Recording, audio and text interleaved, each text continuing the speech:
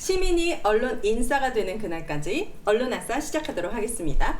보통 방송 실적이 안 좋으면 방송이 사라지기 마련인데 이분들은 아주 꿋꿋하게 시즌2로 돌아왔습니다. 언론 탄압에 맞서려면 언론인들이 똘똘 뭉칠 수밖에 없습니다. 시즌2 시작하도록 합니다. 반갑습니다. 자, 각자 소개를 돌아가면서 해보도록 하겠습니다. 먼저 M본부부터 시작해 주시죠. 네, 전국 언론노조 MBC 본부 본부장 이호찬입니다. 반갑습니다. 네, 임기가 이제 얼마 남지 않은 언론노조 KBS 본부장 강성원입니다. 반갑습니다. 과연. 네, 저는 임기 1년이나 남은 YTN 지부장 고한석입니다. 반갑습니다. 네, 곧 천막 농성을 준비하고 있는 네, 언론노조 TBS 지부의 송지연 지부장입니다. 반갑습니다. 네, 그리고 시즌2에 새로운 분을 모셨습니다. 이분은 알아서 셀프 소개를 시작해 볼 텐데요. 최영길 대표님 모셨습니다. 반갑습니다. 네, 반갑습니다. 네. 네. 누구시죠? 네, 앞에서 임기 이야기 하셔가지고 네. 저도 임기가 한 3개월 정도 남았습니다. 이제 되게 두근두근 되고요. 네. 네, 오늘 방송에 이제 타의 반, 억지 반으로 이제 나왔는데요. 이전 시즌에서 이진순 대표님께서 이제 상임 대표시고요. 저는 공동 대표를 맡고 있지만 약간 조력을 하는 네. 어떤 부대표 정도 이렇게 생각하고 있습니다. 네. 어쨌든 시즌 1 잘 이끌어 주셨는데요. 시즌 2도 언론 독립과 다시 어떤 정상화를 위해서 좋은 시즌 만들도록 노력해 보겠습니다. 시즌 1 보셨나요? 네, 그럼요, 당연히. 네. 그냥 한 줄 평한다면 내가 이 프로그램의 PD라면 시즌 1의 관전평은 어떻습니까? 어땠습니까? 돌발 질문 안 하기로. 아싸! 아싸! 네. 시즌 2는 이제 대표님이 오셨으니까 어떤 점에서 우리가 기대해 볼 수 있을까요? 어떤 점이 더 좋아질 수 있겠다? 언론 환경이 이제 뭐 이렇게 더 나아지는 환경이 아닌 것 같아요. 네. 이제 그런데 그럴 때일수록 좀 더 여유 있고 좀 이렇게 오래 갈 수 있는 어떤 운동이 됐으면 좋겠다는 생각에서 이번 시즌 2도 네. 조금 여유 있게 좀 더 편안하게 시민들에게 다가갈 수 있으면 좋겠다 생각이 듭니다. 대표님은 여유가 없으신 것 같아요. 네, 맞습니다. 밸런스 게임 바로 들어갑니다. 그냥 외쳐봅니다. MBC, KBS. MBC. 야. 이동관, 유인촌. 이렇게 오래 걸립니까? 어쨌든 우리가 네. 대표님을 길림이라고 불러보도록 하겠습니다. 우리의 길을 안내해주는 길림으로 애칭을 하도록 하고, 우리 KMTY는 큰 T로 해가지고 애칭을 불러보도록 할 텐데, 시즌 1이 끝나고 시즌 2까지 한 달 정도 쉬었습니다. 각자 근황 토크 해주시면 좋을 것 같습니다. 하루 시간은 길지 않으니까 짧고 굵게 우선 YTN부터 시작해보도록 할까요? YTN 같은 경우에는 대주주가 바뀔 위기에 놓였습니다. 공기업 지분 30.95% 낙찰받은 기업이 나타났는데 유진그룹이라고. 네. 유진그룹 혹시 뭐 하는 그룹인지 아시나요? 유진그룹. 네. 왠지 그릇 만드는 곳인가? 좀 비슷할 수도 있네요. 레미콘 사업 하는데요. 전혀. 네. 네, 지금 그 좋아요. 안에 뭔가 네. 뭐 시멘트가 있으니까 네. 그것으로 그릇을 만들 수도 있잖아요. 시멘트 만드는 네. 곳이에요. 시멘트 등의 어떤 건축 자재를 레미콘에 넣어서 전국 각지 건축 자재로 공급하는 그룹이군요. 그게 핵심 그룹의 네, 사업이고요. 네. 거기 회장이 유경선 회장이라고 있는데 그분이 기억날까 모르겠는데 그 김광준 검사라고 있습니다. 예전에 전혀 모르겠네. 뭐 하여간 뇌물을 받으신 분이에요. 그 검사한테 뇌물을 줘서 징역형도 받으셨던 이 회장이? 유경선 회장이. 네. 여튼간에 그렇게 사연 많은 그룹인데 네. YTN의 지분 30%를 이제 인수하겠다고 방통위 이제 승인만 남겨놓고 있습니다. 그리고 그게 가장 큰 일이었고요. 저희들 시민주주 운동 와주라라고 네. 여기 있는데 이거 시작하고 있습니다. 이게 뭐 YTN에 기부해달라 이런 것이 아니고 네. YTN 주식을 사서 요즘 얼마죠? 8천 얼마였는데 최근까지 50원, 8천 상당히 많이 떨어졌습니다. 그럼 지금 또 매수해야지. 저가 매수. 이 마치 리딩방처럼 되면 안 되기 때문에요. 네. 지금 얼마까지 떨어졌어요? 5,000원대까지 많이 떨어졌다가 떨어졌네. 오늘 좀 많이 올랐어요. 반등으로. 근데 주가의 어떤 그 차익을 노리고 사시면 안 되고요. 그러면요. 네. 주주가 되어주겠다 YTN에. 네. 그런 마음으로. 그 주주가 되셨다는 분들이 제가 꽤 봤던 것 같아요. 뉴스 알키고 오늘 댓글에도 YTN 주주로서 힘을 네. 보태고 있어요 네. 하시는 분들 한 커피 2잔 정도 아끼시면 그래도 2주 정도 살 수 그렇죠. 있으니까 네. 그런 마음으로 함께 해주시면 좋을 것 같고 관련된 영상이 있을까요? 그 영상도 보고 오면 좋을 것 같습니다. 바로 들어가나요? 네. 네.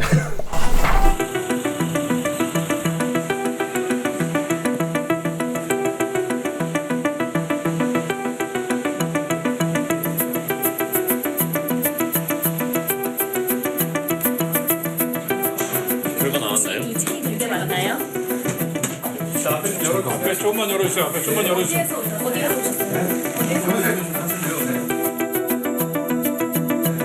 되셨어요? 되셨어요? 되신 거죠? 무슨 결과는 나온 것 같은데, 예. 결과 나왔다고요? 한세가 없어서. 결과 나왔나요? 혹시 어디서 오셨나요? 오셨어요? 무신 쪽이신가요? 어디 가시나요?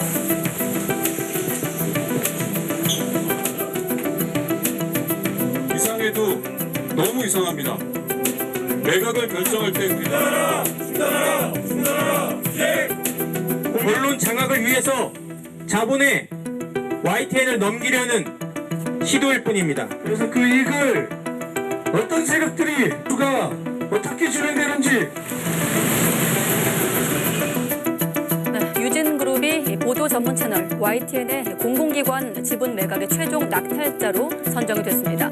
YTN 공공기관 지분 매각 자문사인 3일 회계법인과 방송업계 등에 따르면 입찰 참가 신청서를 제출한 유진그룹과 한세실업, 원코리아 미디어홀딩스 등 3곳 가운데 유진그룹이 최고가인 3,199억 원을 써내 YTN 지분 30.95%를 인수하게 됐습니다. TN 그 낙찰 낙찰. 예. 과정. 공기업들이 지분을 내놓은 거잖아요. 그 지분을 유진그룹이 사게 된 겁니다. 근데 원래 저기 한세 얘기가 많았었잖아요. 그리고 막판에 통일교 자본도 그래서 3파전이었죠. 네. 한세 실업 같은 경우는 유지는 사실 조금 의외. 의외의 결과이기도 하잖아요. 그게 전혀 예상하지 못했어요. 유진그룹이 될 줄은. 한세실업은 뭐 대통령실의 김대기 비서실장과 친분 때문에 될 거란 유력했다는 얘기가 있고, 특히 통일교 같은 경우는 돈이 워낙에 많아서 통일교의 셋째 아들 문선명 총재의 셋째 아들이 YTN 인수하겠다고 나섰거든요. 근데 의외로 가격을 굉장히 낮게 썼어요. 아마 방통위에서 본인이 낙찰 받아도 방통위에서 승인이 안 될 거다, 이 판단 때문에 아예 포기를 했던 완벽한 걸로 시장 논리가 적용됐다고 보시는 거예요? 시장 논리 적용 안 됐죠. 너무 싼 가격이다. 싼 가격도 아니긴 한데 네. 그렇다고 해서 자유 경쟁에 맡긴 것도 아니에요. 통일교가 스스로 거의 포기 당한 것처럼 보이거든요. 그럼 오히려 그러면 유진보다는 통일교에 갔으면 좋았을 뻔했다는. 아니 그런 것은 절대 아니죠. 어디에도 가는 것은 싫어합니다. 네. 네. 하긴 강제 매각이나 네. 다름없는. 아 그리고 제가 진짜 강조하고 싶은 게 YTN 지분 30%의 주인이 바뀌었을 뿐이에요. 대주주 원오브 댐이에요. 대주주가 바뀌었을 뿐이지 네. YTN이 뭐 영업이 안 좋아서 망해가지고 어디 팔려 나가고 뭐 망국 뭐 이런 거 아닙니다. 맞습니다. 지금 불의 전차님이 한 1년 후 또는 100년 후에는 오르지 않을까. 그래서 2개 정도 사보고 싶다. 네, 고명성님은 처음으로 들어왔습니다 하면서 언론아스 응원해 주신다고 했고, 그럼 KBS 다음으로 이제 근황 좀 얘기해 주시죠. 저희가 시즌 1 마지막 방송한 게 거의 한 달 반 정도. 네. 너무 많은 일들이 있었어요, KBS는. 아, 그래요. 예, 그 이제 전임 사장이 해임이 됐죠. 해임이 됐고, 사실 또 이제 그 효력정지 가처분이라는 절차도 있었고, 이제 물론 결과론적으로는 저희 기각됐습니다만은, 그러면서 이제 사장 선임 절차에 있습니다. 11월 7일 아마 국회 청문회를 지금 앞두고 있는 상황이고, 뭐 이미 언론에 많이 났기 때문에 이미 용산이 점찍은 낙하산 후보 박민 씨가 지금 이제 단독 후보로 있는데, 그 과정이 매우 그 의심스러운 정황들이 많았죠. KBS 이제 이사회가 그 사장을 최종 임명 제청을 하는데, 그 과정에서 이사회가 만든 여러 가지 규칙이라든지 원칙들을 스스로 다 깨버렸지 않습니까? 그래서 이제 그런 것들, 그리고 이 박민 후보 개인의 공영방송 수장으로서의 매우 부적격한 의혹들, 이런 것들이 지금 많이 나오고 있어서 이런 것들 저희 계속 지금 예의주시하면서 찾아보고 있고, 또 하나 정치 권력으로부터의 탄압 플러스 이 사장 선임 외에 이제 수신료 분리고지가 사실 좀 임박을 했어요. 이제 임박을 해서 분리고지. 이게 실제적으로 적용이 됐을 경우에는 현실적으로 아마 그 재원에 상당한 또 타격을 입을 수밖에 없는데 한정과의 이제 실무 협상 단계에서 조금 시간이 딜레이되고 있는 모습들은 감지가 되나 네. 여전히 이제 수신료 분리고지는 좀 헌법재판소에서 좀 신속하고 합리적인 판단이 좀 필요한 부분인 것 같고요. 그래서 저희가 왜 시즌 1에서는 그 운동을 계속했지 않습니까? 빨리 그 결정 내려달라고 네, 저희 청원. 탄원했는데 네, 탄원. 공개 변론이라는 제도가 있습니다. 이런 사회적 이슈에 대해서 공개적으로 변론 과정을 통해서 좀 국민들이 보고 또 헌법재판소가 그걸 받아서 신속한 판단을 내려주십사 네. 하는 그 공개 변론 또 탄원 운동을 좀 시작을 했습니다. 그래서 그 다음 기회에 좀 저희가 설명드릴 수 있으면 하고 내일 그 관련된 이제 기자회견을 헌법재판소 앞에서 준비 중에 있습니다. 근데 저는 되게 놀랐던 게 약간 박민 이름이 이른바 찌라시라고 하는 뭐 지라시라고 하는데 몇 달 전부터 돌았었잖아요. 보통 이렇게 돌면 사실 안 돼야 거의 안 되는 거고 아니면 뭐 자가발전이나 뭐 이런 거에서 돌리는 거 아닌가 싶었는데 어떻게 이사회 과정을 다 하면서 억지로 해서 결국 그 박민이 사장이 되는 거 보면서 또 그 자체가 그러니까 정해놓은 사람을 결국엔 낙하산으로 떨어뜨리기 위한 이게 한 3주 안에 결정이 된 거죠. 증명을 해버린 거죠. 예, 맞습니다. 한 달도 안 된 기간 안에 맞아요. 결정이 된 거예요. 그럼 내부 구성원들은 좀 어떤 상황이에요? 이런 새로운 대표가 왔다고 하면? 그러니까 솔직하게 말씀드리면 이 수신료 분리고지라는 게 워낙 사실 좀 큰 이슈가 되다 보니까 일말에 이제 어찌됐건 간에 그 박민 새 사장이 왔을 때의 이 수신료 분리고지에 대한 좀 일종의 저지 이런 것들에 대한 일말의 기대감이 있는 것들도 이제 감지는 되는데 사실 그렇게 보면 안 되는 부분이 이거는 어찌됐건 간에 수신료라는 걸 흔든 자체도 문제지만 그렇게 재원이 흔들리면 다음에 어떤 정권이 와도 그러면 앞으로 공영방송은 재원 흔들고 마음대로 앉힐 수 있는 거예요. 그 이사회 11명 있지만 6명만 두지 그 뭐하러 11명씩이나 둡니까? 6명이 그냥 그 손 들어버리면 끝나는데요. 박민 사장 지원서 보면은 네. 1TV에 대한 계획만 있고 2TV에 대한 자기가 어떻게 하겠다는 계획이 없어요. 아 진짜요? 그럼 어떡해요? 그리고 실질적으로 그 경영 계획서에 보면 저는 가장 지금 뇌리에 꽂혀 있는 게 대국민 사과를 하겠다는 겁니다. 대국민 사과. KBS가 성찰에 연장해서 대국민 사과 필요한데 지금 여의도 18번지에 아직도 그 조화들이 둘러쳐져 있거든요. 저는 그 세력들에게 허리 굽혀야 되는 그런 대국민 사과면은 그거는 받아들일 수 없는 거죠. 그런 사과를 해서도 안 되는 것이고. 그거 치운다고 하지 않았어요? 월말에 뭐 치운 뭐 10월 말 얘기가 있었는데 아직까지 11월 1일인데 여전히 지금 그런 상황입니다. KBS가 국민의 방송이 아니라 박민의 방송이 된다. 막아야죠. 그렇게. 네, 좋습니다. 자, 그럼 MBC 근황 토크 좀 들려주시죠. 근데 이게 거의 한 달 반 만에 보는데 네. 또 매주 보다가 또 한 달 반 못 보니까 약간 서운하기도 하고 약간 그립기도 하고 뉴스로 많이 뵀어요. 이 세 분은 같이 뭉쳐 다니니까 진짜 마음이 편하더라고요. 근데 아까 대주주 그거 할 때 MBC 안 보여서 좀 속상하네요. 가끔 죄송합니다. 유닛으로 활동을 하기도 하는데. 참 쌍둥이처럼 이 네 분은 같이 좀 화면에 잘 붙어 다녔으면 좋겠습니다. 제가 혼자 한 날도 있었는데 YTN 기자회견 때 좀 그런 부담도 있으니까 좋습니다. 어땠습니까? MBC 근황 무슨 일 MBC 있었습니까? 같은 경우에는 이제 최근에 이제 어제랑 오늘 이제 어찌 보면 뭐 지금의 약간 담비 같은 좀 좋은 소식이었는데 그 권태선 박문재 이사장이라고 이제 MBC의 최대 주주, 이제 방송문화진흥회 이사를 바꾸면 MBC 경영진을 해임시킬 수 있는 그걸 위해서 지금 박문진의 이사장과 이사진 교체하는 시도들이 있었잖아요. 네. 권태선 이사장이 해임이 됐고 그것을 집행정지 신청을 해서 1심에서 서울행정법원에서 집행정지 결정을 내렸죠. 근데 이동관 방통위가 못 받아들이겠다 해서 항고를 했어요. 네. 그래서 서울고등법원으로 갔는데 이게 기간이 되게 좀 길어져 갖고 혹시 뒤집히나? 그리고 들리는 얘기들로는 뭐 용산이나 뭐 이동관 측에서는 바뀐다라고 좀 자신하고 있다는 좀 얘기도 들리고 해서 좀 불안했었는데 어제 서울고법에서 집행정지 다시 한번 재확인하는 결정을 내렸고 같이 한 명 똑같이 해임됐던 김기중 이사에 대해서도 오늘 서울행정법원이 해임 집행정지 결정을 내렸어요. 그러니까 법원 판결 내용들 보면 이 이사회를 통해서 결정한 사안들인데 왜 그 이사 2명에게만 책임을 묻는 그것이 좀 근거가 부족하다. 그리고 방통위가 제시한 어떤 소명 자료들이 사실 그렇게 구체적이지 않고 해임될 사유로 보기 어렵다라는 것들이 있었고 고법에서는 더 아예 명시해갖고 이런 부분들이 나와요. 그러니까 이 방통위가 이제 권태선 이사장에 대해서 공공기록물 관리법이랑 감사원법 위반 혐의를 얘기했는데 네. 이건 검찰이 수사에 착수하였을 뿐이다. 그리고 MBC 자료를 이제 확보를 못하게 했다라는 게 이제 방통위 쪽 주장인데 이건 MBC를 통해서도 직접 확보할 수 있는데 이걸 왜 권태선 이사장에게 책임을 묻냐. 그래서 이거는 감사 지연을 방문진의 탓으로 돌리고 있다. 이런 표현까지 법원 결정문에서 이런 표현 사실 잘 못 들어본 표현들인데 그만큼 이제 법원이 봤을 때도 이 방통위의 이사 해임 절차들이 너무 무리했다라는 것들이 명확하게 좀 나와 있어서 네. 일단은 뭐 약간은 시간은 번 것 같아요. 이분들의 임기가 언젠데요? 내년 8월.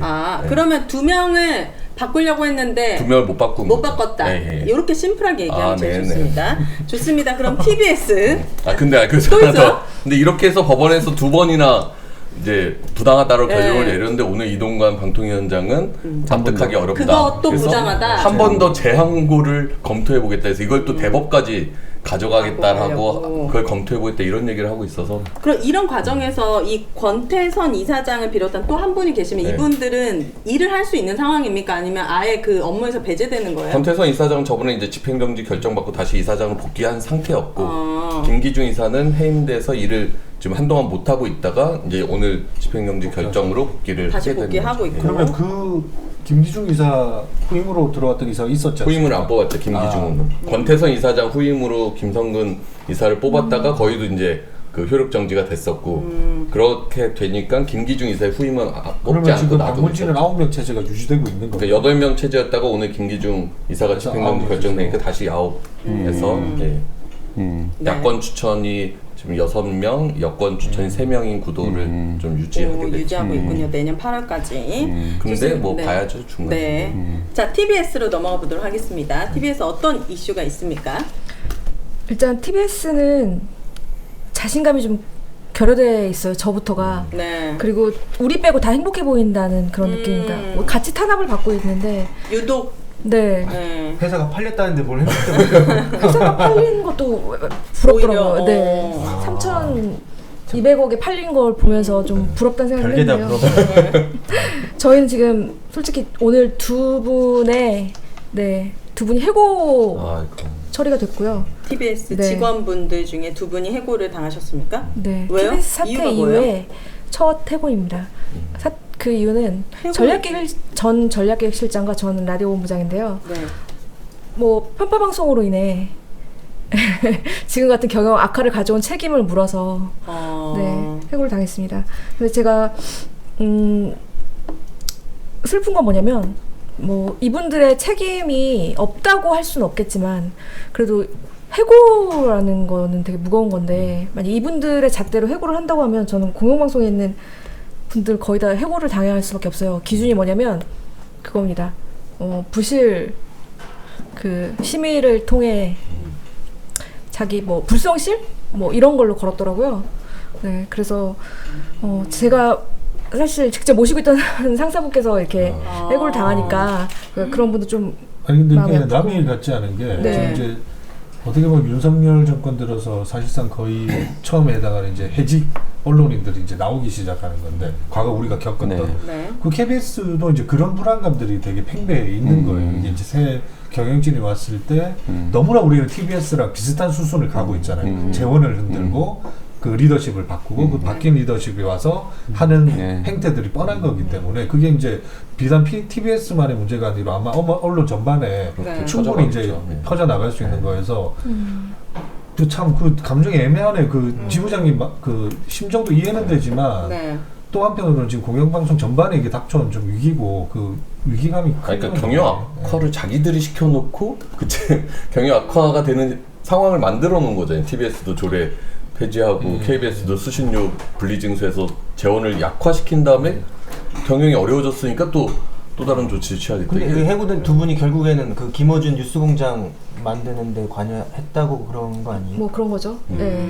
그때 요직에 있던 인물들이었기 때문에 네. 그러니까 방송 내용은 논란이 있어도 경영 악화는 그 프로그램 불러온 게 아니라 경영에 엄청나게 도움을 줬던 프로그램들이잖아요. 그쵸.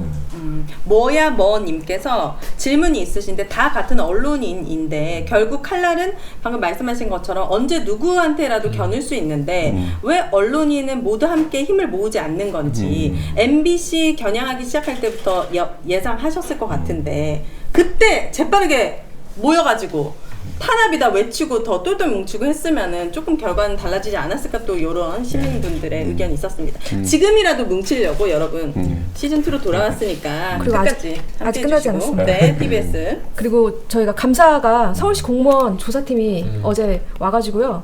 뉴스공장 PD와 전 뉴스공장 PD와 그다음에 신장시의 신장개업 PD들을 조사하고 갔습니다. 그러니까 그것도 처음 저희 하는 광경인 것 같아요. 서울시에서 방송 내용을 이유로 서울시에서요? 네 공무원이 와서 근데 그런 권한이 있어요? 지자체가? 권한이 저는 없죠. 아니 행정감사는 의무적으로 합니다. 지자체가 관리 감독의 책임이 네, 있죠. 관리 감독을 합니다. 근데 행정감사를 할 수는 있죠. 근데 저희가 방송 내용을 가지고 김만배 관련된 그런 녹취록 관련 보도인데요. 그런 경우는 정말 초유의 사태고요. 있을 수 없는 일이라고 생각을 합니다. 또 저희 희망퇴직을 지금 받고 있습니다. 희망퇴직 네, 신청. 10월 30일까지 희망퇴직을 받았는데 저랑 친한 동료들이 희망퇴직을 썼더라고요. 네, 더 이상 TBS에 더 이상 희망을 갖지 못하겠다라는. 그래서 굉장히 우울한 상태고 솔직히 저도 좀 되게 우울감이 되게 많이 느껴지는 상황입니다. 네. 그럴 것 같아요. 희망이 보이지 않고 더 상황이 안 좋아지고 이런 상황이다 보니까 네. 뭔가 시즌2를 하면서 희망까지는 아니더라도 길님께서 길을 좀 터주셔야 됩니다. 지금 네. 지금 출연하시고 20분 동안 말을 30초도 안 하시면은 어떡합니까? 이제 다음 주제를 네. 우리 길님께서 설명해 주시기 바랍니다. 방송 3법 이거 어떻게 돼가고 있고 이건 뭐고 네. 어떻게 돼가고 있습니까? 방송 3법 이런 이제 사태가 나올 것 같아서 제가 공부 좀 하셨습니까? 힘들다 그랬는데 네. 네. 사실 준비한 것들을 안 물어보신 것도 있어요. 네, 죄송합니다. 네. 일단 방송 3법이 이제 직회부로 이제 간다는 이제 보도가 나왔는데요. 이 직회부가 사실은 어떤 거냐면 네. 방송법이나 이러한 이제 방송 관련된 제도들을 담당하는 상임위가 있어요. 네. 이제 근데 거기서 이제 개정하겠다라는 어떤 법이 통과가 됐어요. 그 상임위에서. 근데 이게 사실 법률적인 검토를 받는 단계가 또 있거든요. 그게 이제 법 관련된 상임위가 있습니다. 이제 거기서 상임위장이 지금 여당이 이제 상임위장이 있어요. 네. 그래서 이 좀 통과 좀 시켜주십시오라고 올렸을 때 그것을 통과를 시켜주지 않거나 거부하거나 지금 보류하고 있는 상황이 너무 오래된 거죠. 그래서 네. 이제 이럴 때는 이제 본회의에 바로 또 이렇게 올릴 수가 있습니다. 이제 그것을 한 것이죠. 이제 야당이 이제 의석수가 있으니. 야당이. 네, 그래서 이제 그것을 이제 본회의에 올리니까 여당에서 이제 스탑을 이제 하려고 한 거죠, 클레임을. 근데 그게 이제 기각이 된 거예요. 그래서 이제 헌법재판소에서 이거는 뭐 타당한 이유로 직회부로 올라간 것이다. 그렇게 된 것이죠. 그래서 여당의 스탑을 기각했다. 그렇죠. 아, 네. 그래서 이제 야당 민주당이 이제 방송법, 그 다음에 이제 방문진법, 그리고 이제 EBS 이제 교육방송법 이 세 가지를 묶어서 방송 3법이라고 그럽니다. 주요한 내용은 일단은 정치적인 어떤 독립성 이런 것들을 이제 강화하겠다는 것입니다. 워낙에 지금도 문제가 되는 것이 어떤 대표를 뽑거나 어떤 이사진을 뽑을 때 정치권의 어떤 입김이 너무 강하잖아요. 네. 이제 그것을 약간 좀 차단하기 위한 그러니까 계속 이제 시민들과 원했던 것이기도 합니다. 네. 그래서 이런 것들을 이제 개선시키기 위한 법이 방송 3법이다. 어떻게 보면 방송 3법이라고 하면 되게 좀 전문적이 어려울 수가 있습니다. 네. 어떻게 보면 방송 독립법 뭐 이런 식의 표현도 괜찮을 것 같아요. 근데 이 법들이 실효성이 있습니까? 사실 헌법에도 이미 언론의 자유가 보장되어 있지만 지금 윤석열 정부는 수단과 방법을 가리지 않아서 그냥 불도저처럼 밀고 나오는데 이 방송 3법이 만약에 국회를 통과하면은 실효성이 있다고 보시는 겁니까? 일단 아니면 그 방송 3법의 주요 내용이 네. 이제 방송사를 관리 감독하는 이사진을 지금은 정치권의 국회에서 대부분 가맹적으로 국회와 네. 대통령실과 여야가 추천하는 구조인데 이거를 추천 단체를 다양화시킨 거예요. 그러니까 정치권의 입김이 바로 들어가지 않게 그렇게 만든 법안인데 이제 국민의힘은 그걸 반대하고 있는 거고 네. 결국엔 지금의 정치권의 입김, 자신들이 여당이니까 자신들한테 정치적으로 유리한 상황에서 자신들의 입맛에 맞는 경영진을 바꾸겠다라고 하는 심산에서 맡고 있는 건데 네. 법이 제대로 통과되면 사실 되게 큰 영향력은 있어요. 근데 문제는 윤석열 대통령이 이거에 대해서 거부권을 행사하겠다라는 방침일 수가 있어서 그게 문제인 건데 거부권을 행사하면 영원히 이거는 통과가 못 되는 거부권 거야? 행사하면 국회로 다시 돌아와서 3분의 2 이상이 동의해야 다시 통과가 국회의원이? 돼요. 근데 그 그렇게 200명, 상황은, 네. 200명 쉽지가 정도가 않죠. 이거를 찬성해야 되는 건데 지금 여야 구도가 200까지 야권이 갖고 있지 않잖아요. 그러니까 사실상 대통령이 거부하면 통과가 못 되는 거죠. 이게 실효성이 그 KBS2에서 사실 이번에 저는 증명됐다고 보거든요. 네. 아까 사장 해임시키고 새 사장을 임명 제청하는 과정에서 네. 기한이 조금 늘어졌지 않습니까? 그게 왜 그러냐면 소위 말하는 이제 여권 이사 6명이 만들어졌어요. 숫자가 네. 과반 이상을 차지하는. 근데 여기 안에서 분열이 생겼어요. 여권 한 여권 명이 안에서. 막 네, 나가버리는 한 명이 네. 마지막까지 무슨 이유에서인지는 모르겠으나 박민은 절대 안 됐다는 거예요. 근데 그 끝까지 버텼으면 되는데 결국에는 뭐 어떤 식으로 굴복을 한 것 같은데 네. 이런 거죠. 이게 약간 그 산수노름이 돼버리는 게 6명이 확실하게 여권 편이라고 생각했지만 그 안에서 분열이 일어나니까 사장을 선출하지를 못하는 국면까지 가버렸지 않습니까? 네. 근데 이게 21명으로 그 숫자가 훨씬 늘고 그 21명의 숫자가 지금보다는 훨씬 다양성을 반영을 한다면 네. 그 지금처럼 그냥 정권에서 내려꽂는 사장을 하기에는 훨씬 힘들어지는 구조가 지금보다 되죠. 힘들어질 예. 것이다. 이거 설명해 주세요. 왜 송곳이에요? 어디가 송곳이에요? 좀 들어주세요. 네. 어디예요? 봐봐요. 저희가 오늘 나온 거네요. 네. 아니 저희가 송곳이라는 저희 그 항상 내는 이 타이틀이고 이거는 저 이제 이 박민입니다. 낙하산 낙하산이고 국회 앞으로 떨어졌어요. 국회 앞으로 떨어져서 오늘 저기 뉴스타파 보도를 따르면 네. 여당 국회의원들을 이렇게 다니면서 90도 폴더 인사를 하고 다닌 거예요. 청문회 잘 봐달라고. 여당 의원들한테? 야당 의원들한테도 문자 메시지를 보냈대요. 박민이? 근데 야당 의원들은 뭐 이런 경우가 있냐 다 거절했는데 네. 여당 의원들이 이렇게 만나고 다닌 거예요. 아니 정치적인 독립을 스스로 수호하고 지켜야 되는 공영방송의 수장 후보가 지금 이러고 다니는 겁니다. 그래서 방송 3법을 아까 제가 방송 독립법이랬는데 방송 정치 독립법이 더 정확한 말인 것 같아요. 정치 독립법. 네, 이게 사장 대표를 뽑는 과정에 어쨌든 다양한 이 정치권이 아니라 관련된 단체들, 시민사회들 이런 부분들이 이제 개입할 수 있게 이제 문을 열어주는 것이죠. 하지만 윤 정부 내에서는 쉽지는 않을 것이다. 거부권을 계속 행사했을 경우에. 근데 어쨌든 윤 대통령이 강서구청 선거 패배 이후에 네. 이제 국민은 무조건 옳다 뭐 이런 식의 얘기들을 하고 네. 계속 뭐 혁신하겠다고 얘기하잖아요. 그게 사실 시험대라고 보이거든요. 이거를 방송법이 국회를 통과됐는데 대통령이 거부한다? 그럼 그 뭐 국민의 말이 무조건 옳다라는 그런 것들이 다 결국은 쇼잉이다라는 것을 증명하게 되는 거라서 네. 조금 다시 한번 정말 진지하게 생각을 좀 해봤으면 좋겠어요. 네. 지금 이동관 방통위 탄핵에 대한 얘기가 야당에서도 나오고 있고 언론인들 사이에서도 나오고 있습니다. 이 어떤 부분이 이렇게 요구가 돼서 하면은 실행을 할 수 있는 겁니까? 이 탄핵이? 결국에 이제 국회의 몫이긴 한데 네. 어쨌든 장관급의 방송통신위원장에 대한 탄핵이기 때문에 국회의 몫이긴 한데 이제 지금 아까 쭉 설명하셨던 이제 MBC 박문진의 권대선 이사장 뭐 해임 이런 것들이 다시 무효화되고 하는 것 가처분이긴 하지만 이런 것들이 사실 이동관 방통위 체제에서 했던 매우 잘못된 것들로 증명이 되고 있지 않습니까? 네. 이런 것들이 이제 켜켜이 지금 쌓이고 있는 것이고 네.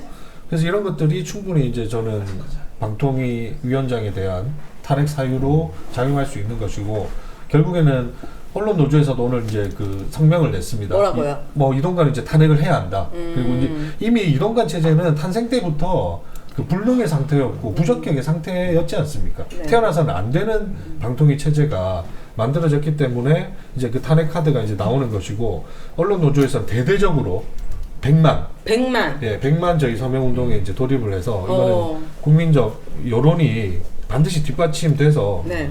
꼭 정말로 이 방통위 체제를 해체해야지만 이 공영방송과 미디어 산업 전반이 살 수 있는 일종의 기회가 된다고 보거든요. 저는. 그 이동관의 탄핵을 위해서도 국회 동의에 3분의 국회에서 2가? 탄핵을 3분의 2가 필요한 거예요? 절반요. 절반만 있으면 돼요? 150 탄핵은 이상만? 장관 탄핵인데 지금 민주당 의석으로만도 가능합니다. 충분한 거예요? 그러면은 안을 올리면 되잖아요. 그렇죠. 네. 올리면 되죠. 근데 이제 올리기 위해서 어떤 국민적인 여론 형성들을 좀 이렇게 해나가려고 하는 거고, 우리가 시즌 1에서 그렇게 얘기 많이 했듯이 국정원 직원들이 방송장 시나리오의 배후로 사실 이동관을 지명한 내용들이 다 있는 건데, 검찰 수사 보고서 통해서 그런 사람을 방통위원장의 임명 자체가 사실 잘못됐던 건데, 탄핵은 하려면 이제 장관이 임명된 다음에 벌어진 일들로 탄핵을 시킬 수 있는 거거든요. 그래서 그때 우리가 김효재 직무대행 체제에서 뭐 이동관 들어오기 전에 피 묻힐 일들 다 하고 간다고 이제 무리수를 엄청 많이 뒀던 거잖아요. 근데 이동관 방통위원장 퇴임 이후에도 MBC 이사진 교체해서 부당한 조치들이 법원의 결정으로 확인되고 있기 때문에 그런 사유들을 쌓아서 이제 탄핵으로 좀 가려고 하는 건데, 그러려면 이제 국민들의 지지가 지금보다는 좀 더 많고 관심도 좀 늘어나야 되는 상황이죠. 탄핵이 이제 과거에 이제 이동관 장관이 이렇게 했던 것들에 대한 책임 추궁도 있지만, 사실은 앞으로 다가올 일들, 이제 그가 수행할 어떤 업무로 인해서 공영방송뿐만 아니라 미디어에서 어떤 언론에 대한 지형이 굉장히 이렇게 무너지는 것들에 대한 사전 방지 차원이 사실은 굉장히 큰 의미가 있습니다. 어쨌든 YTN의 어떠한 이 사용화 작업도 방통위의 어떠한 허가 절차가 있어야 되거든요. 그리고 앞으로도 이제 8월 이후나 이제 이후에도 이제 사실 뭐 방문진도 안전권이라고 할 수는 없죠. 다 언제든 계속 공격이 들어올 수 있어요. 그러한 어떠한 빌미나 어떤 계기들이 좀 이렇게 클리어하게 할 필요가 있다는 차원에서도 이 안건은 굉장히 중요하다라고 할 수 있습니다. 좋습니다. 그때 우리가 그 방통위가 원래 5명 체제인데 3명이었는데 3명 중에 2명만 갖고 계속 의결한다고 막 문제라고 얘기했었잖아요. 지금은 아예 2명이에요. 그러니까 대통령이 추천한 이동관, 이상인, 방통위원 2명이, 원래 5명이 정상적인 체제인데 2명이서 지금 모든 결정을 다 하고 있거든요. 알겠습니다. 그렇다면 그 탄핵이 너무 늦어지지 않았으면 좋겠습니다. 지금 TBS가 이렇게 망가져가는 걸 보니까 더 힘을 낼 수 있으려면은 탄핵이 오래 걸리지 않았으면 좋겠고, 오늘의 메인 토크 드디어 들어가 보도록 하겠습니다. 지금 300분 넘게 함께 해주시고 있고, 오늘의 메인 주제는 바로 검찰 놀이터가 된 한국 언론입니다. 우리 길님께서 이거 어떤 내용인지 이 주제 좀 간략하게 말씀해 주시면 좋을 것 같습니다. 네, 구체적인 내용은 이제 우리 패널들과 같이 이야기 나누면 될 것 같고요. 일단 오늘 메인 주제는 검찰과 관련되는 겁니다. 네. 제가 사실 준비해온 5자 글자가 있는데 우리 시나리오 작가님께서 준비해오라고 그래서 했는데 아까 패싱 됐어요. 해보세요. 그게 이제 이 주제랑 관련이 됩니다. 뭡니까? 그래서 매장탄 검사 이런 게 매장탄 검사. 네. 뭐야? 이게 이제 매판, 장악, 탄압, 검열, 사형화, 이게 이제 지금 언론 상황을 이제 나타내는 현상들 하나씩 이제 말한 건데요. 그 앞글자를 딴 겁니다. 근데 따다 보니까 검사로 이야기가 끝이 나요. 매탄이 뭐야? 매판이 사실 뭐냐면은 이게 외세 세력이 이제 침략하러 오잖아요. 어려운 말 쓰신 거죠? 지금 이거 한말이에요? 매판이요? 매판. 네. 저만 모르는 거죠? 지금 이거 요즘 거의 안 쓰는 말입니다. 매판? 거의 안 쓰는데. 저도 한 30년 만에 들어보네요. 판매한다? YTN 같은 경우? 그런 건데, 이게 뭐냐면 외세가 들어오면 뭐 이렇게 정치 경제 이득을 취하려고 다 팔아버리잖아요. 근데 그게 가능하게 해주려는 중간 사람들이 있어요. 그걸 부역자라 그래요. 그거를 매판이라고 그럽니다. 매판, 부역자들, 매판. 지금 많은 어떠한 상황에서 이제 검찰 권력이 작동하기 위한 어떠한 매판들이 있다고 저는 보는 거죠. 그냥 권력이 작동하기 위해서는 그것들이 실현시킬 수 있는 장치들이 필요한데 그 부역자들이 있는 것 같아요. 그래서 매판이 이제 있고요. 장악은 지금 우리 TBS 사례를 보시면 아시겠지만 바로 이게 장악 상태거든요. 왜냐하면 어떠한 것들을 할 수 없게 만든 상태인데 이제 장악인데, 공영방송에 이제 이러한 모습이 안 나가기 위해서 저희가 지금 이런 방송을 하고 있는 것입니다. 탄압은 이제 검사가 직접 압수수색이나 이런 것들을 하는 것이죠. 검열은 지금 이제 가장 크게 대두되고 있는데, 모든 비판적인 뉴스를 가짜 뉴스화 시키는 것들이 이제 검열의 한이라고 할 수 있습니다. 사용하는 YTN인데, YTN은 사용화가 이게 외국과 다른 이유는 이익을 위해서 시장 논리로 작동을 해요. 뭐가요? 어디가요? 외국 우리나라가? 외국 같은 외국은 거예요. 언론이 왜냐하면 이게 뭐 수익이 안 나니까 사용화시키면 이제 수익이 날 것이다. 그래서 사용을 해라. 그런데 이번에도 YTN이 입찰 끝나니까 주가 확 떨어졌지 않습니까? 이게 시장 논리에 반하는 것이거든요. 그러면 이거는 사용화는 프라이빗이제이션이 뭐냐면 권력의 사용화를 위한 거예요. 그래서 YTN의 사용화는 굉장히 특이하다. 오히려 싸게 만들어가지고 그래서 이제 뭐 마음대로 이렇게 할 수 있게 하는 것이죠. 그래서 이 매장탕 검사 이렇게 할 수가 있는데 이 모든 과정에 사실은 사법적 권력이 들어가는 가고 있다. 저는 이렇게 보는 것이죠. 네. 그래서 아마 이제 그런 내용으로 우리 지금 이야기를 좀 하고자 하는 것 같습니다. 좋습니다. 그러면 지금 말씀하신 것처럼 정말 저도 뉴스에서 많이 보기도 하지만 낯선 게 기자들에 대한 그리고 뭐 뉴스에 대한 압수수색, 기자들에 대한 고소고발 이 윤 정권하에 지금 고발된 언론사와 기자는 어느 정도 있는 겁니까? YTN 같은 경우는 네. 제가 세봤는데 이게 대표이사부터 뭐 보도국장, 보도제작국장, 부장까지 다 걸기 때문에 수로 따지면 한 18명 정도 돼요. 근데 YTN만 해도 그런데 이제 실질적으로 수사를 받는 사람 기자들은 네. 총 2건. 첫 번째는 방송사고 관련해서 명예훼손이라 그래서 3억 손배소 들어온 게 있고요. 네. 두 번째는 검증보도, 인사검증보도를 했거든요. 네. 부인이 인사청탁과 함께 2천만 원 받았다가 다음날 바로 돌려줬다고 했는데 그 브로커가 YTN에 전화해서는 전날 안 돌려받은 거 아니고 2달 뒤에 받았다라고 한 그런 내용을 보도했더니 악의적이다라고 해서 5억 하고 또 고소하고요, 명예훼손으로. 네. 해서 경찰 조사 받고 뭐 그러고 있죠. 네. 이게 여기 보니까 검찰 놀이터가 된 한국 언론 뭐 이런데 네. 사실 대한민국 자체가 검찰 놀이터가 된 것 같고요. MBC 같은 경우는 압수수색 들어왔잖아요. 그래서 네. 저희도 압수수색을 경찰에 한번 신청을 한 압수수색 영장을 신청한 적이 있어요. 네. 근데 그런 압수수색 영장 신청도 진짜 거의 처음 보는 것 같아요. 방송 사고를 빌미로 네. 경찰이 압수수색을 한다고 한 거라서 그 압수수색하는 검찰의 수사의 근거는 뭡니까? 뭘 잘못했기에 뉴스룸을 뭐 기자들을 압수수색하는 거예요? 지금은 명예훼손이 누구의 많이 걸리고. 명예훼손이요? 우리 지금은 일단 대통령에 네, 대한 대통령이 명예를 훼손했다라고 해서 그 뉴스타파 보도 이후에 네. 그 관련한 내용들을 쭉 하면서 압수수색 대상을 넓혀가고 있는 거고 네. MBC 같은 경우 예전에 이제 한동훈 장관의 인사청문 보고서를 뭐 외부의 다른 언론사에 유출했다는 혐의를 네. 갖고 해당 기자의 뭐 집 사무실 그래서 네. 회사까지 이제 MBC까지 와서 이걸 압수수색하겠다라고 하면서 한참 대치를 했던 상황들이 있었고요. 네. 그럼 뉴스룸은 압수수색 당한 겁니까? MBC는? 그때 이제 압수수색을 반대하는 이제 구성 조합원들이랑 시위를 하고 해서 막았죠. 압수수색은 막았는데 네. 압수수색 영장을 집행하지 않는 조건으로 가서 현장만 한번 보겠다라고 해서 뉴스룸에 들어가서 그 기자의 보도 자리만 보고 돌아갔었죠. 과거에 언론사에서 이렇게 뉴스룸에 압수수색 했었던 경험이 있습니까? 사례들이? 그 과거에 시도는 있었죠. 뭐 가까이는 이제 박근혜 정권 때 네, 있었는데 네. 그때 정윤회 문건인가요? 어디를요? 그때가 세계일보였을 겁니다. 아마 정윤회 문건을 이제 입수를 해서 네. 그것을 바탕으로 해서 국정농단 보도를 아마 세계일보가 냈던 것 같아요. 오. 그래서 아마 청와대가 명예훼손으로 이제 압수수색 계획을 잡았던 걸로 아는데 여론이 이런 소문이 나고 이러니까 여론이 너무 안 좋은 거예요. 그래서 압수수색을 중단하고 뭘 했냐면 세무조사를 대신했습니다. 대신에. 그러니까 이게 당시만 해도 우리가 그때도 되게 권위주의 정권이다 이렇게 했는데도 여론이 안 좋으면 안 했던 거예요. 근데 지금은 이제 여론과 상관이 없는 거죠. 네, 상관없어 보입니다. 자, 그렇다라고 한다면 저는 진짜 궁금한 게 대통령의 명예훼손, 대선 허위보도 의혹 관련해서 보니까 언론 기자 압수수색 현황들이 쭉 나와 있어요. 대통령이 당선이 됐잖아요, 본인이.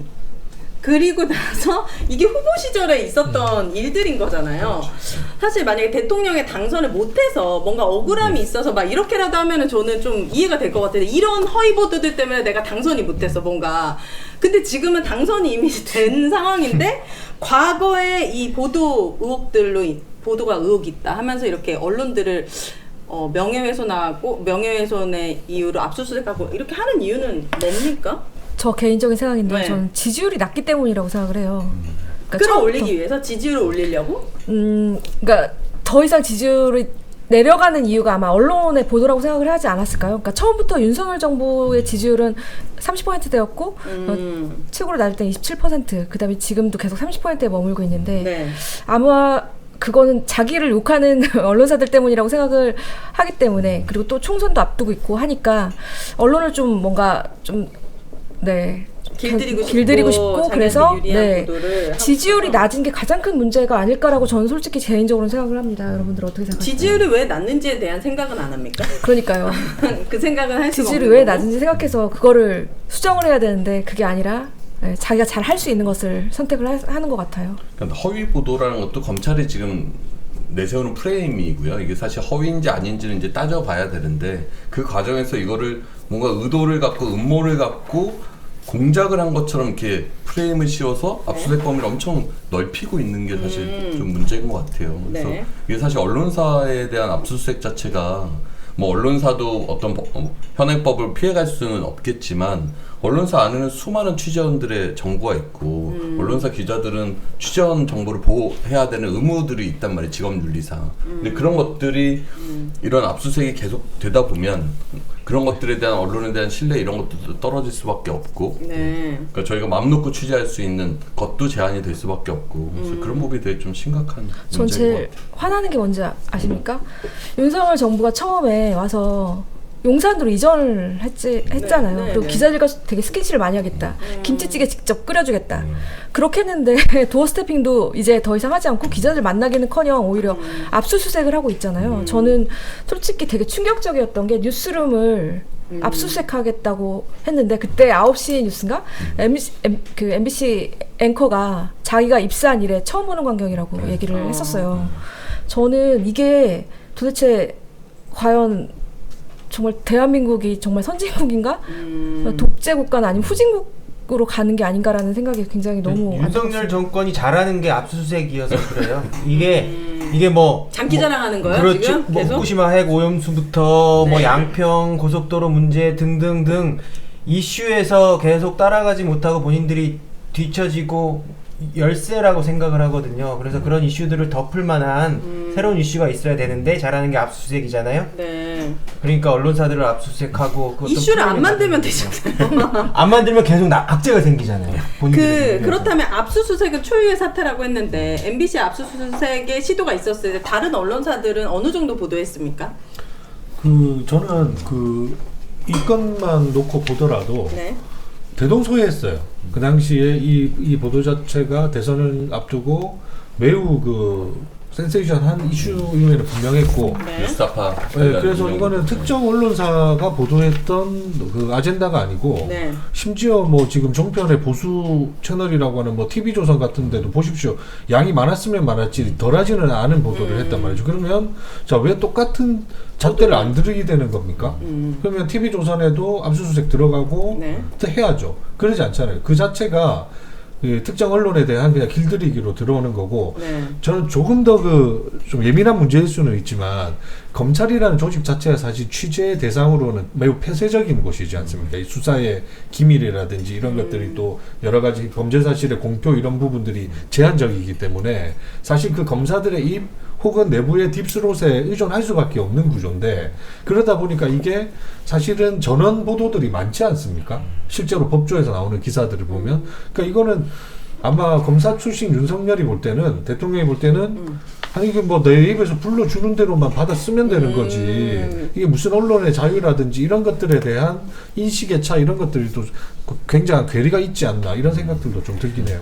그 질문을 이제 저는 종종 어떤 질문들은 좀 다르게 해야 된다 생각이 드는데, 왜 보도를 하지 않았을까 보다도 보도를 하지 않은 것을 안 할 걸 몰랐을까라는 것들이 질문이 돼야 될 것 같아요. 그러니까 압수수색을 해도 많은 언론이 보도하지 않을 것이라는 전제하에 한다는 것이죠. 윤석열 정부 하에서는요? 어떤 특정 권력은 이제 더 그런 것들이 확신이 있을 수 있고 어떤 권력은 그러지 않을 수도 있죠. 근데 지금 권력은 그런 확신이 더 큰 것 같아요. 네. 왜냐하면은 일단 언론 뉴스룸에 대한 압수수색은 금도라는 게 있잖아요. 금도거든요. 민주주의사에서 금도의 바로 방점이 언론사에 대한 탄압이거든요. 네. 근데 그게 이제 뭐 검열까지는 저희가 어떤 정도로 수용을 할 수 있다고 하더라도 네. 이게 압수수색은 그 금도를 넘어도 한참 넘어선 것입니다. 이걸 할 수 있는 것은 네. 해도 될 수 있다는 어떤 믿음이 있다는 것이죠. 저는 권력이라는 것이 현실화되기 위해서는 어떤 조건들에 대한 믿음이 있어야 된다고 생각을 해요. 압수수색을 해도 된다는 믿음이 있다는 것이죠. 그것이 보도를 하지 않거나 네. 보도를 왜곡할 것이다 라는 믿음이 있다는 것이죠. 그 그래서 믿음을 깨려면 어떻게 해야 되는 거예요, 길리님? 이렇게 훅 안 들어오시면 돼요. 아, 그런 믿음. 근데 너무 새로운 시각이네요. 당연히 다른 언론에서는 막 다 들고 일어나고 이게 엄청난 금도임에도 불구하고 웬만하면 그렇죠. 조용할 것이다라는 네. 믿음이 있었군요. 그게 없으면은 할 수가 없는 것이죠. 어, 부당한 권력을 만드는 시스템에 대한 안정에 대한 믿음이 있어야 돼요. 이제 그것이 없다면은 부당한 권력은 작동하지 않는 것이죠. 저는 솔직히 언론, 그러니까 압수수색, 뭐 기자들 고소 고발은 그렇다 쳐요. 근데 그게 굉장히 선택적이라는 거예요. 그러면 똑같은 조건으로 똑같이 잣대로? 똑같은 잣대로 모든 방송사에 똑같은 잣대를 들이대야 되는데 자기들이 비기 싫고 보기 싫고 그런 데는만 조사를 한다는 거죠. 도대체 원칙이 도대체 무엇인지 잘 모르겠습니다. 그게 원칙인 거예요. 그러니까 그게 세계관이 원칙인 이렇게 딱 두 개로 나눠져 있는 거예요. 이쪽은 민주당 우호적인 편, 곳. 나쁜 편, 우리 편이 아니고 이쪽은 우리 편 방송, 뭐 종편, 뭐 조선일보, 동아일보 뭐 그렇겠죠. 이쪽은 당연히 김만배 관련 보도를 해도 네. 윤석열 커피 보도를 해도 압수수색하지 않아요. 네. 그냥 우리 편이니까. 저는 궁금한 게 진보 보수 이런 걸 다 떠나서 우리나라 전체 언론에서 비율이 어떻게 됩니까? 무조건 윤석열 정부를 찬양하는 그런 언론사, 뭐 예를 들면 뭐 TV조선, 뭐 종편의 채널들이 있잖아요. 그것과 그래도 최대한 객관적으로 뭐 여기도 까고 저기도 까고 뭐 객관적으로 해온 언론사들의 비율이 5대5입니까? 비등합니까? 계산을 안 해봐가지고. 그러니까 대략적으로 저는 언론사의 숫자로 보면 보수 쪽에 언론이 좀 더 많지 않을까 싶은데 저는 네.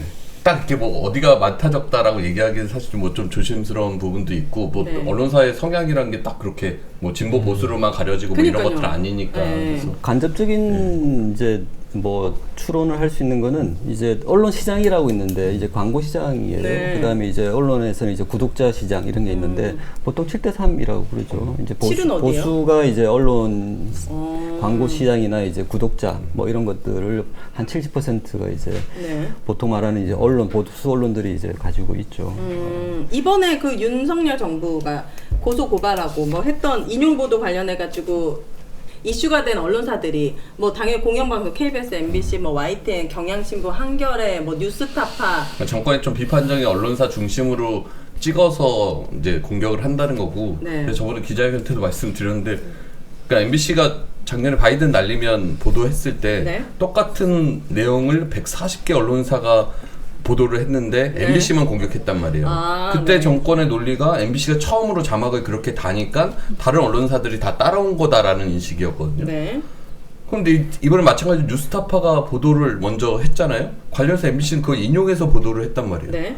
그럼 예전에는 MBC가 보도할 때는 다른 인용한 언론사들은 문제가 없다고 공격을 안 하다가 이번엔 뉴스타파가 첫 보도를 하고 MBC가 그걸 인용해 보도했더니 네. MBC가 또 의도를 갖고 인용을 했다라고 지금 공격을 하고 있는 거거든요. 네. 그러니까 어떤 상식적인 잣대를 갖고 뭔가 지적을 하는 게 아니라 정치적 목적을 가지고 언론 탄압의 일환으로 이런 검찰이 동원되고 있다라는 게 좀 입증이 되는 것 같아요. 그럼 윤석열 정부가 다른 언론사 되게 무시한 거잖아요. 그러니까 그때 바이든 날리면 때도 이거를 MBC가 자막을 다니까 모든 언론사가 MBC를 따라했다는 건 진짜 언론을 그러니까요. 정말 무시하는 행태잖아요. 근데 네, 이게 자존심. 네. 단순히 지금 그냥 언론이 개개인의 그 뭐 취재 활동에 대한 탄압으로 끝나는 문제가 아니라 그래서 소위 말하는 길들이기의 차원의 문제가 아니고 네. 이런 것들을 지금 누가 다음에 받고 있습니까?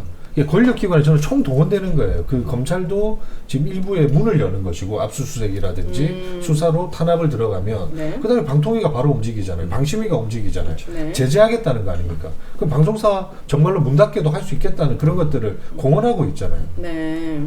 그러니까 이게 단순히 그냥 개인 언론인들에 대한 탄압의 문제 수준이 아니다. 이 메커니즘이 누구를 향해 있냐면은 보통 영향력 있는 어떤 주체들에 향해 있어요. 왜냐하면 바른 비판적인 목소리가 아무리 강하더라도 그 목소리가 영향력이 크지 않으면 내버려 둬요. 어쩐지 예. 변희재 미디어워치에서는 엄청 비판하는데 한 번도 고소고발이 안 들어가요, 교수님. 두 번째 이제 조건은 뭐냐면 그 목소리가 이제 씨를 소환하고 네. 그 목소리가 보편적으로 정당하다는 인식이 팽배했을 때도 쳐요. 아, 친다. 네. 지금 우리 뭐 TBS, YTN, KBS, MBC 공통점이 뭐냐면 공영방송이 공통점도 있지만 네.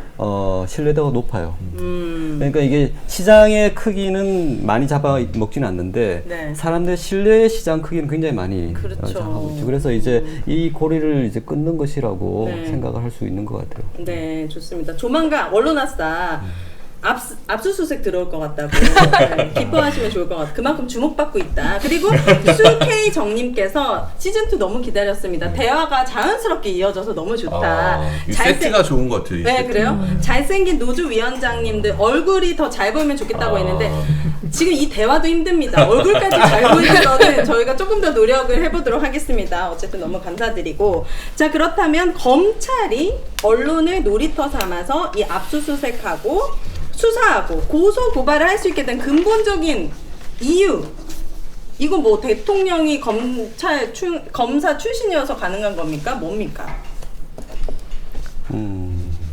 어려운 질문이다. 어려워요? 그 권력은 늘 이제 무엇을 하고 싶으냐면은 뭐 우리 학생들에도 말하는데 네. 권력이 원하는 딱 하나다라고 이야기해요. 뭐예요? 더 많은 권력. 그 이상을 바라질 않아요. 왜냐하면 이제 더 많은 권력을 원한다고요? 그쪽 뭐 더큰 권력? 돈을 더 원하겠습니까? 뭐 어떤 뭐 더 큰 집을 원하겠습니까? 그게 아니거든요. 권력을 가지고 있는 자가 원하는 거는 두 가지로 할 수 있겠네. 그걸 유지하는 것과 더 많은 권력이겠네. 그렇기 때문에 그것을 할 수 있는 모든 제도적인 장치를 안정적으로 만들려고 하죠. 그거는 이제 진보적인 정권이나 보수적인 정권이나 마찬가지라 생각합니다. 네. 물론 이제 진보적인 정권은 그것을 좀 정당한 방식으로 이제 하려고 하시겠죠. 근데 이제 그렇지 않은 정권은 그것을 정당한 방식으로 할 수 있는 메커니즘이 아니에요. 그래서 그것을 부당한 메커니즘으로 이제 할 수밖에 없게 되는 것이죠. 네. 부당한 메커니즘도 법 테두리 안에서 해야 되는데 그것을 이제 과도하게 하다 보니 직권 남용이 발생하는 것이고 네. 여러 가지 위법적인 상황을 이제 발생하는 것이고 네. 사법 권력을 동원해서 무리한 압수수색을 하는 것이고 아까 말했던 금도를 넣게 되는 것들이 발생을 하는 것이죠. 네. 그렇게 함으로써 뭐가 발생하느냐면 권력을 유지하고 더 많은 권력을 만들어내는 것이죠. 지금 당장 이제 정치 스케줄에서는 당장 총선이 있겠고 이제 이런 것들이 굉장히 권력을 유지하고 만드는 데 중요한 과정들이거든요. 네. 그래서 이러한 것들에서 지금 신뢰 시장을 많이 이렇게 확보하고 있는 매체들에 대한 통제는 선택이 아니라 이제 필수일 것 같아요. 예. 지금의 권력만으로도 이렇게 장악하는데 이 권력이 더 커지면은 어떻게 될지 상상하기 싫은 세상이네요. 네. 저는 좀 법원도 네, 좀 법원. 부탁을 좀 드리고 싶은데 뭐 법원이 좋은 결정을 내려주실 때도 많지만 네. 이 언론사에 대한 압수수색이나 그 언론인들에 대한 압수수색 영장 발부를 조금은 지금보다 신중하게 해주셨으면 좋지 않을까라는 생각이 들어요. 그러니까 검찰이 마구잡이식으로 영장을 신청하는 것들이 상당 부분 법원을 통해서 이제 발부돼서 내려오는데 네. 이게 사실 미칠 결과들이 상당히 크거든요. 그러니까 기자들 입장에서 이 휴대폰이나 노트북에 온갖 중요한 취재 정보들, 그 취재 정보들은 어떤 권력에 대한 감시 기능이나 이런 것들이 다 담겨 있고 취재원들이 보호가 제대로 돼야 기자들한테 제보하고 자기들이 어렵지만 자기 신분이 드러나지 않게 뭔가 제공하고 이런 것들이 네. 다 기자들의 그 취재 도구에 이렇게 들어가 있는데 이렇게 쉽게 압수수색이 벌어진다고 하면 제보자들도 겁날 거 아니에요. 당연하죠. 결국 그게 권력에 대한 감시기는 약화로 이어질 수밖에 없어서 저는 법원에도 좀 압수수색 영장 발부에 좀 신중을 좀 더 해주셨으면 좋겠다. 개인적으로 기자님들이 고소고발을 당하면 회사에서 어디까지 보호해 줍니까?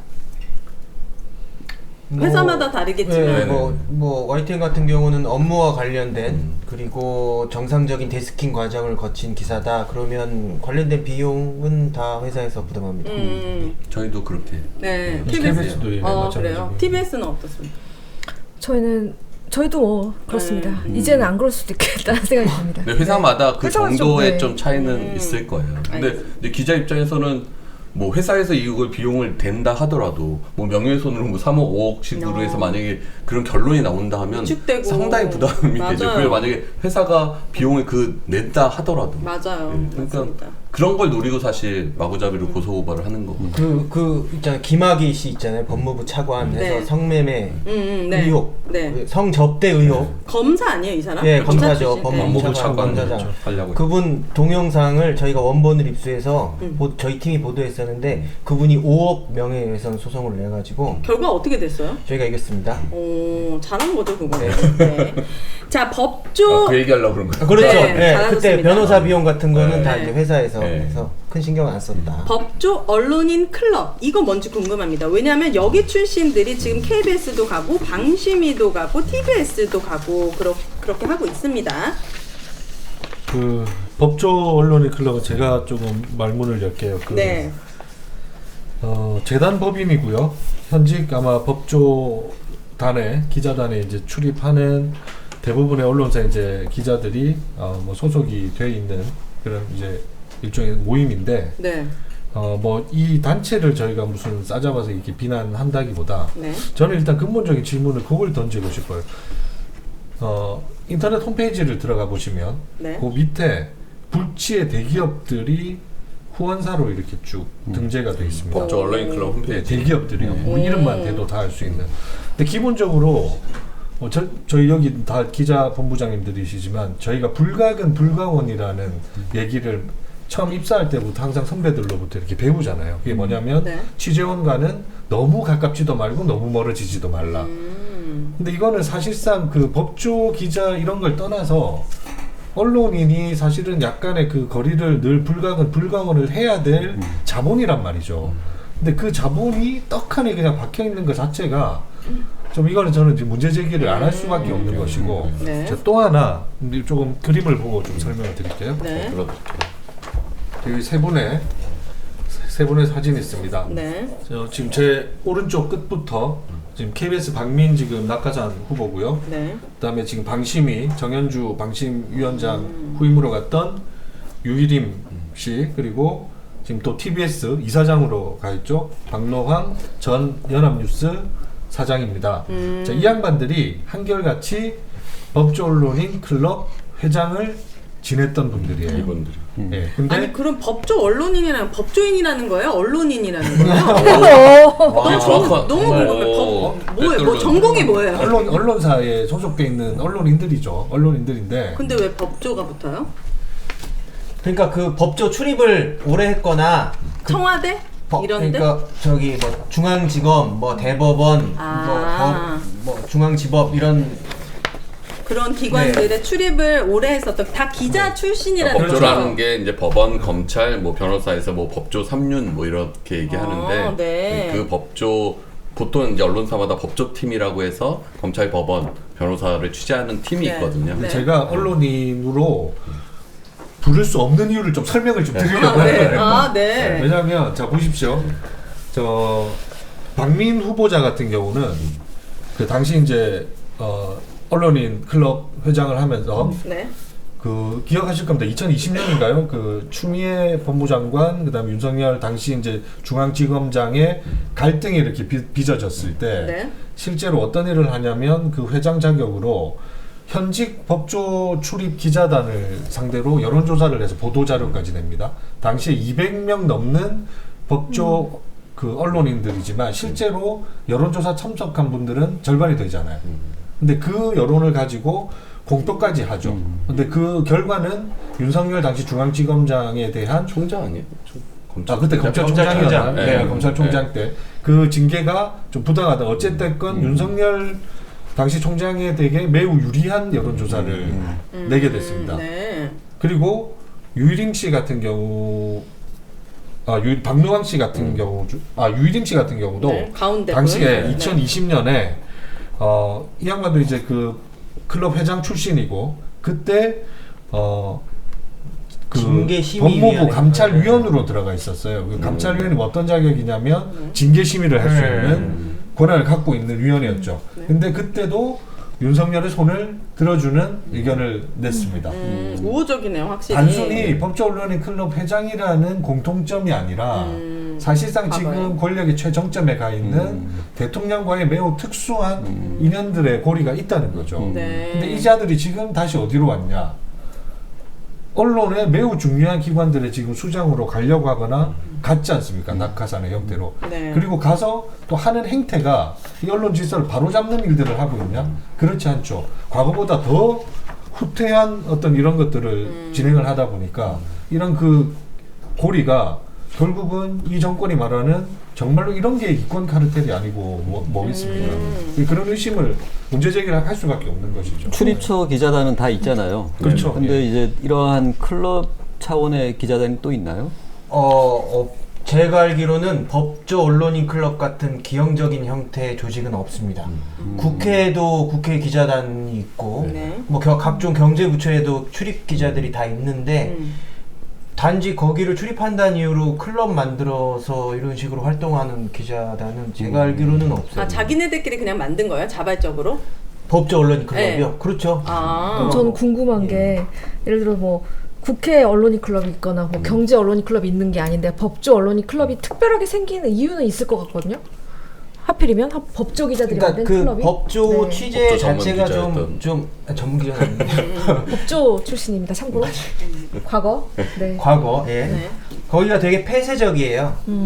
그래서 취재가 원활하지가 않다 보니까 어떤 독점적인 정보를 이 법조 기자들이 가질 수 있는 거죠. 네. 그래서 이분들은 그 정보를 더 많이 향유하고 싶었던 거고 이렇게까지 표현하면 좀 뭐한데 네. 저는 일종의 브로커나 다름없다고 봐요. 그렇게 법조 언론인 클럽. 네, 제이린 활동하시는 님이 분들. 법조 언론인 클럽은 출세에 목마른 언론인들의 이권 카르텔 아닐까요? 이런 네. 정확한 글도 표현 뭐 남겨주셨습니다. 모든 분들이 뭐 그런지는 알 수 없지만 네. 지금 이렇게 뭔가 몇 분 이렇게 이름 나오는 분들은 네. 사실상 대장동 사건에 이름 올린 김만배 씨나 그런 분들도 법조 언론인 클럽은 안 들었습니다. 아 그렇군요. 이게 언제 만들어진 거죠? 2007년으로 제가 알고 있거든요. 2007년이면 노무현 대통령 때 집권 때네요. 2009년인가? 그거 한번 더 확인해봐야 되는데 2007년 9년 하여튼 그 무렵으로. 이게 처음에는 약간 뭐 사교나 그다음에 이제 이런 클럽을 만들어서 아마 법조인들과 좀 더 유대를 계속해서 취재에 좀 더 도움이 돼보자는 차원으로 만들지 않았을까 싶어요. 네. 처음에 만들 2007년, 때부터 뭐 2007년. 이권 카르텔을 하려고 했겠어요. 근데 네. 이제 이게 시간이 오래 가고 계속 쌓여가면서 이제 그런 모습들이 좀 나타나고 있는 거 아닌가. 특히나 그거를 지금 윤석열 대통령이 잘 이용하고 있는 거죠. 저는 되게 궁금한 게 있습니다. 제가 기자는 아니잖아요. 근데 법조 출입도 하셨고 이제 기자들이 생각하실 때 지금 권력과 언론이 얼마나 결탁하고 있을까요? 특히 법조 기자단도 좀 문제가 많았는데 어떻게 보시는지 좀 궁금합니다. 되게 폐쇄적이잖아요. 권력이 어떤 권력을 워낙에 정치 권력. 정치 권력과 네. 언론이 얼마나 결탁했냐고요? 네. 여기 권력자가 없어서 대답하기가 힘들 것 같아요. 그것은 최 교수님이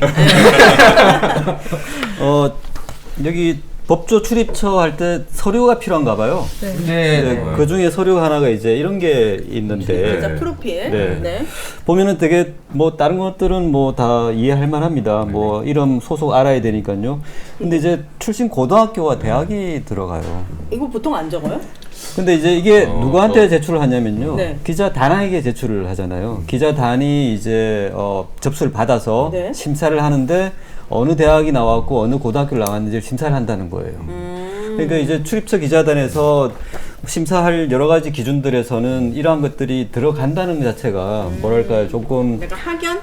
그런 의심을 느낌이 해볼 좀 수도 드는 있다. 거죠. 네. 그 심사까지는 모르겠어요. 심사까지 하는지 모르겠는데 출입기자 프로필 할 때 저렇게 적는 거는 있는 것 같고. 네. 근데 저는 출입처마다 저게 있는 것도 있고 없는 것도 있긴 해요. 근데 이제 법조가 원래 그 법조 변호사, 판검사 사이에서도 뭐 연수원 기수, 그다음에 학연, 지연 이런 걸로 많이 좀 연결이 되는 분위기와 법조 기자단의 저런 것도 약간의 이제 겹치는 모습들이 있어서 이제 좀 뭐 논란이 되는 지점은 있을 수 있을 것 같은데. 그 보니까 법조 언론인 클럽은 2007년도 5월 3일에 창립했고 2010년도에 사단법인을 등록했다고 합니다. 아, 구세 댓글을 달아주죠. 아니요. 네네. 이제 사무처장입니다. 네.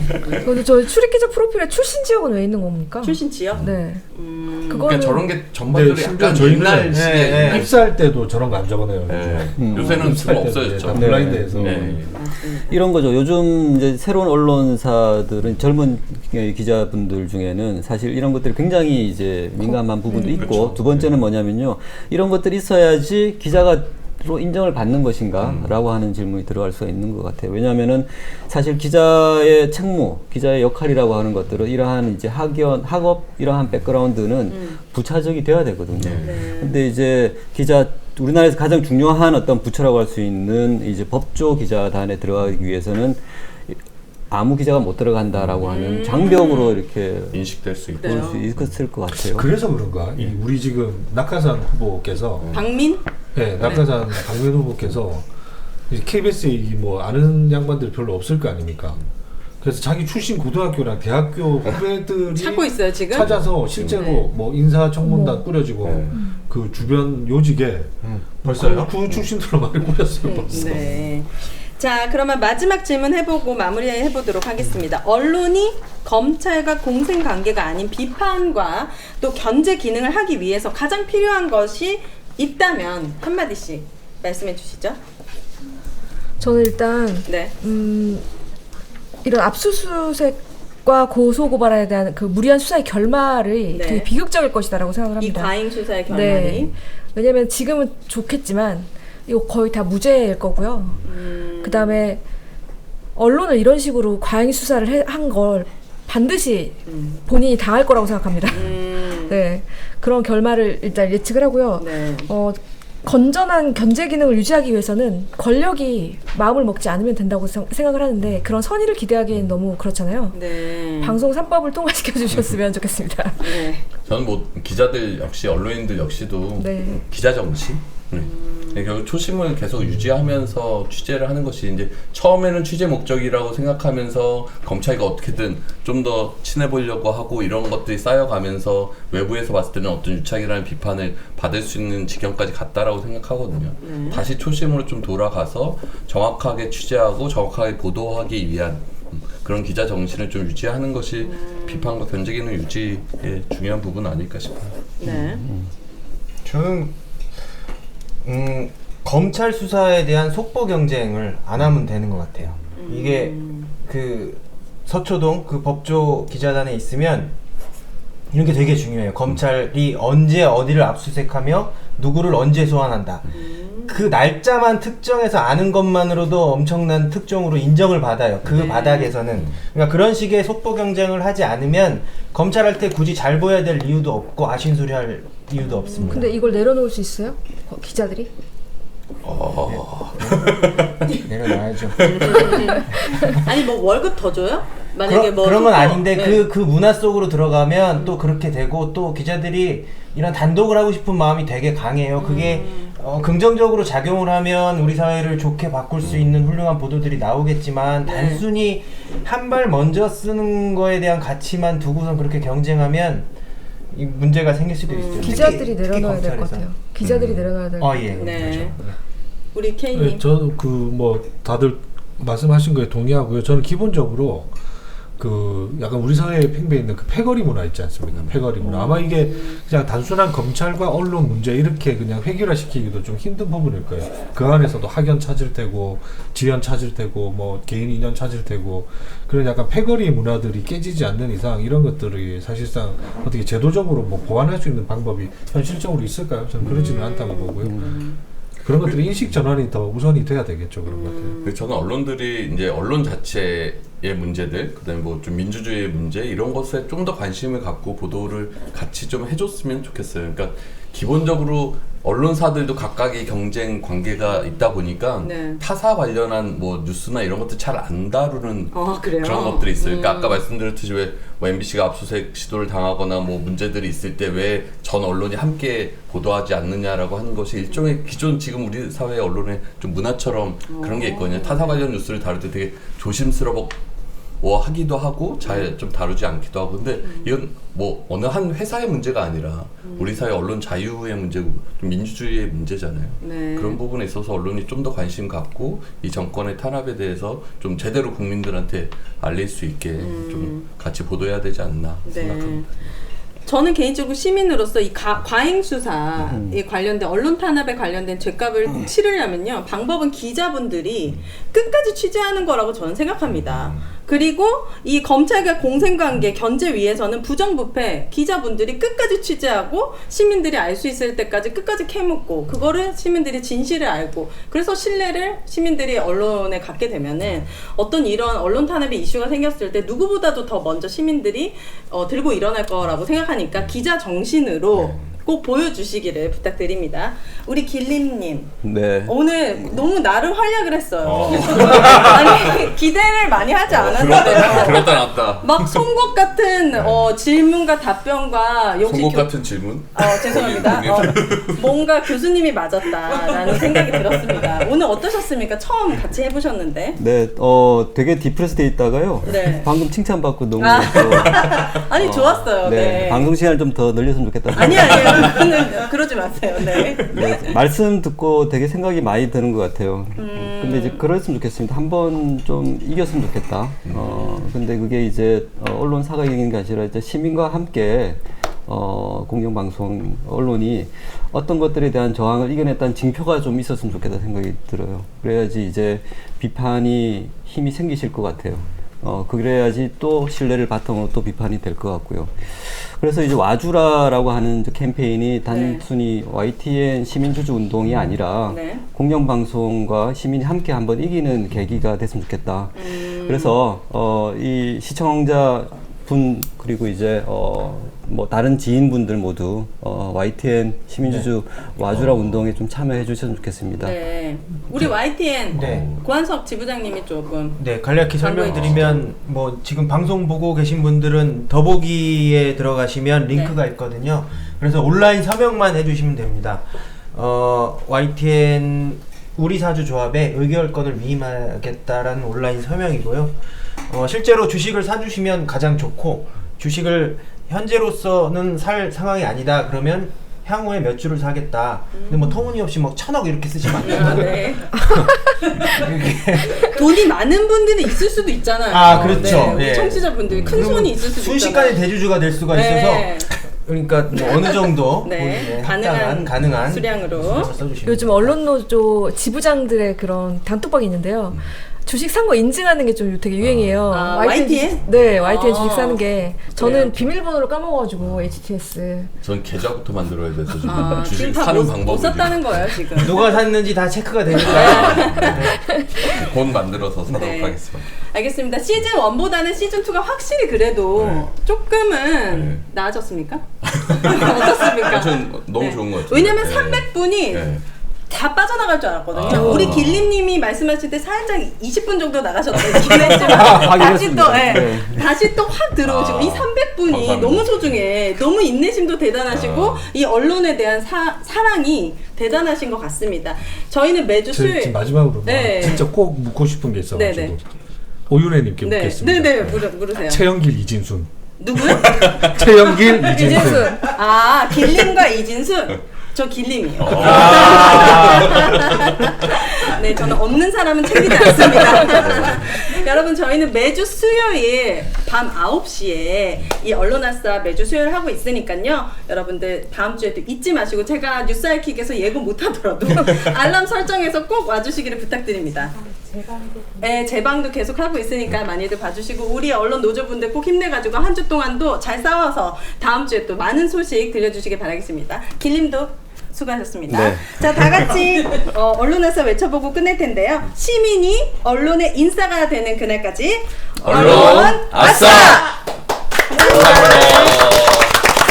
수고하셨습니다. 수고하셨습니다.